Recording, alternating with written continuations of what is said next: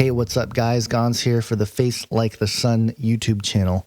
Several people have been sending me videos and links about this guy, Mehran Tavakoli Keshe. And this article in particular, Keshe announces that he is Messiah, and there's lots of links and stuff that talk about allegedly letters that this guy Keshe wrote suggesting that he is the coming Messiah. There was a really good breakdown video of it by On Point Preparedness. You go there, Keshe claims to be Messiah, Antichrist. The video really breaks down the claims of this guy according to some of these articles. But if you don't know what this whole Keshe thing is about, he claims that he has the secret to unlocking free energy technology for everybody. And he's spent quite a bit of time in the last couple weeks doing lectures and things to teach the rest of humanity, how to build your own devices and whatnot. Now, I'm not super technical about all this stuff, but my co-host Basil is, and even On Point Preparedness in his video suggested that he's pretty aware and alert of a lot of these issues. So he understood some of the jargon being spoken of at these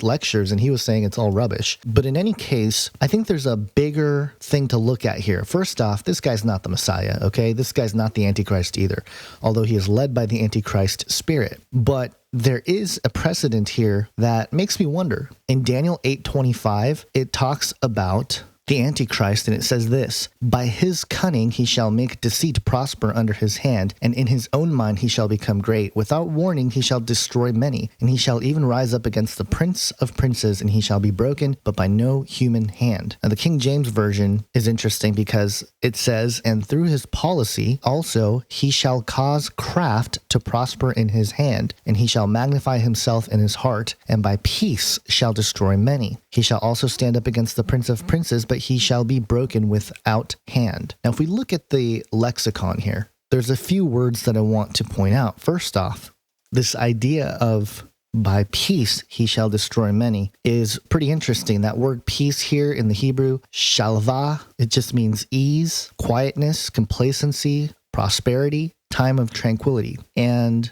it comes from the word shalah, which means to prosper again, but also deceive, be negligent. Now, in the past I've talked about the war-making capabilities of the Antichrist. Well, how does this jive with the war-making capacity of the Antichrist? Well, I think if we look at the surrounding passages here, we'll get a little bit of a better vision here, at least a couple verses up. It says here from verse 23, "And at the latter end of their kingdom, when the transgressors have reached their limit, a king of bold face, one who understands riddles, shall arise. His power shall be great, but not by his own power. And he shall cause fearful destruction and shall succeed in what he does, and destroy mighty men and the people who are the saints. By his cunning he shall make deceit prosper under his hand, and in his own mind he shall become great. Without warning he shall destroy many, and he shall even rise up against the prince of princes, and he shall be broken, but by no human hand. The vision of the evenings and the mornings that have been told is true, but seal up the vision, for it refers to many days from now."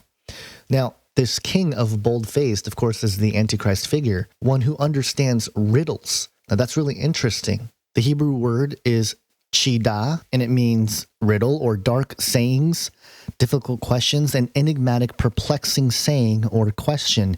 He's going to understand certain aspects of the world, and it's going to intrigue. Now, I tie this in somewhat to this free energy thing because I would imagine that, a device like free energy would be solving quite a bit of people's problems. But at the same time, those who oppose him would more or less try to use war-making tactics. And, because while it seems like on the onset that he is providing some sort of solution to the world's problems, you got to think, the oil industries and the people who have control of the current world energy system, they're not going to be too happy about it, and they could go after this guy. And I'm not saying Keshe in general, I'm saying this person who's going to come about. And so that's why this mold or this model of this guy Keshe announcing he's the Messiah, saying that he's going to have free energy devices for everybody, this sort of pattern wouldn't surprise me if it came to pass with the reality of the true Antichrist. Maybe it's not this guy, maybe it's someone else, but it seems like the pattern is being set. Now, if we go back to verse 25, there are several words that I want to get into. So we looked at peace, he shall destroy many. So again, somehow this quietness is going to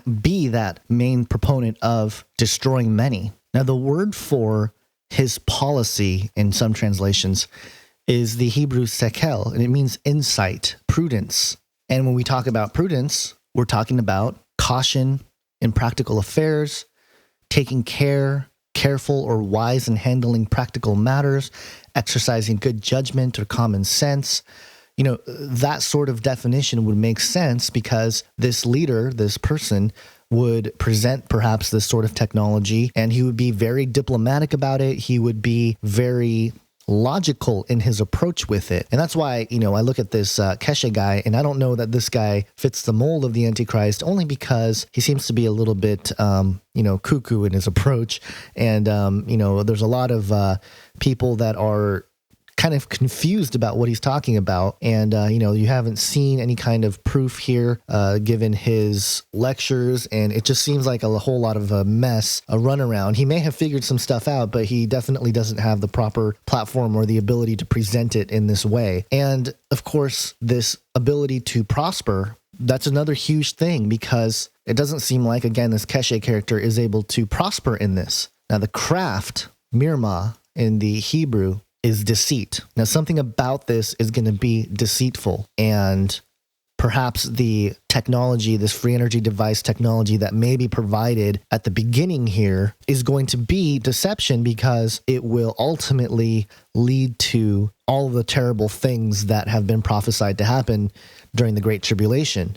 So what I'm doing here is not necessarily giving you a perfect outline of what's going down, or suggesting that, free energy will most certainly be, fulfillment of Daniel 8:25 or anything like that. But it's interesting that it seems to fit some sort of mold here. And at the very least, by this Keshe character claiming to be the Messiah, we're seeing the fulfillment of, a lot of what Jesus said. There will be false Christs and false prophets. And it seems like a lot of people are seeking some sort of messianic figure to come in and help and to solve the world's problems. And certainly from our perspective here in our current world climate, a gentleman who would come forward with a free energy device or technology that defies, all of the pillars of society, with the oil industry and smart meters and, carbon taxes and like all this stuff that basically causes us to be slaves to the system. Free energy devices of this kind would definitely appeal to a lot of people. But at the same time, you can see how a lot of the Middle East, the countries and nations that got rich off of oil would go up against this leader that would provide this sort of technology. So, I'm just throwing stuff out there and providing different points and perspectives, stuff to think about, because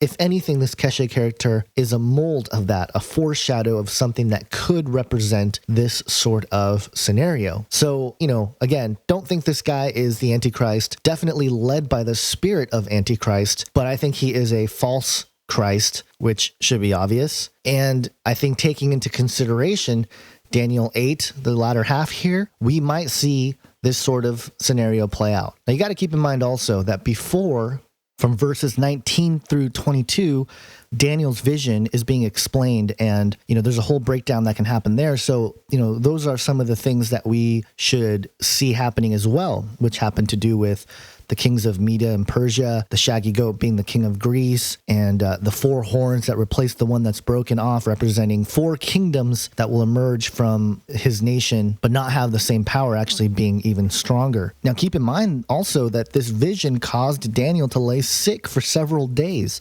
And while so many of us would be thrilled, especially in the conspiracy community, and now think about that for a second, the conspiracy community, and not just the Christian world, but like just the general conspiracy alternative media sort of community, the advent of a free energy system being pushed out there, the schematics or whatever for people to build, would cause quite the stir, especially if there is a practical application to where we can use it in our homes, on our cars, and, our bills go down. That sort of thing would make a huge shift in the thinking of the global climate, because a lot of people would effectively start doing it on their own. And the corporations would definitely fight back in that scenario. And, would they make military action or arrest people or even kill people for that? I don't know. I mean, maybe it'll get to that point, but it appears that this is a possibility. So What do you guys think? Do you think this sort of scenario is plausible, that a man will come forward with free energy devices and the schematics for everybody in their homes to have, if they have some copper wire and some, coils and stuff, they can create free energy, and, it's going to cause a revolution, so to speak, to where the large corporate entities, the oil industry, will fight back, and, they'll cause the war against this messianic figure who provided this, but that in the process, he will destroy all the nations that fight against him. And ultimately, he will declare himself to be God, and the rest, as you know, that is characterized of this Antichrist figure, the man of sin, the man of lawlessness. So let me know what you think in the comment section. And just as a brief thing here, I know everybody has opinions and strong opinions, but again, as I like to remind everybody, let's be cordial in our discussion. We're all here trying to seek truth, and we have that in common. So don't put other people down. No need to call people names or denounce people because they have a different opinion than you. So hope you have an awesome day, guys. God bless.